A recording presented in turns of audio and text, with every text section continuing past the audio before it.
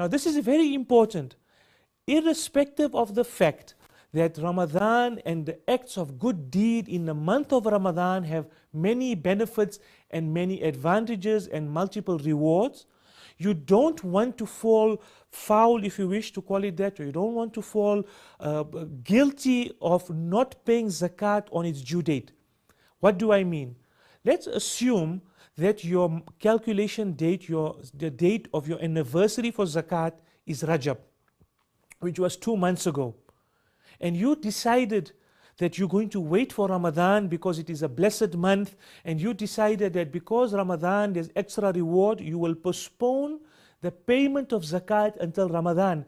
Effectively, you are sinning, because the law states, the rule states, that your zakat obligation must be fulfilled on the date or as close to the date on which you calculated. So let's take a worst case scenario.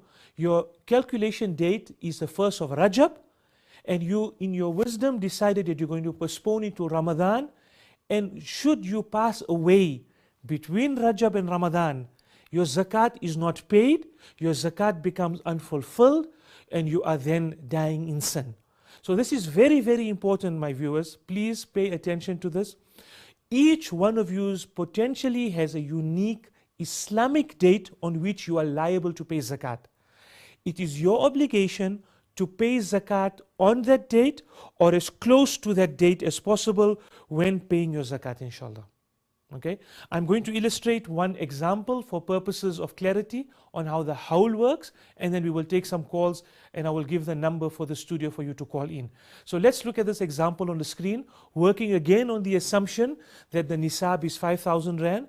Let's assume that you've managed to save every month during the course of the last year 5,000 Rand. Total amount collected to date is 60,000 Rand.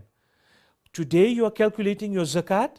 You will pay zakat on the full 60,000 Rand, because one is you've held the nisab for the year, and number two, the total value that you've got on hand is 60. You will pay zakat on 60,000 Rand at 2.5%. Let's take another example, a similar example.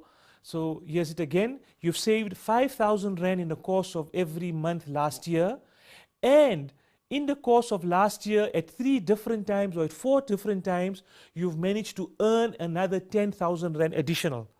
So the total amount that you have on hand today is 85,000 Rand. So you will pay zakat on the full 85,000 Rand, irrespective of the fact that you've only earned the 10,000 Rand last month or the previous month or only 2 months ago. Because you've had the nisab in the beginning and in the end, everything that you own above that makes you liable to pay zakat.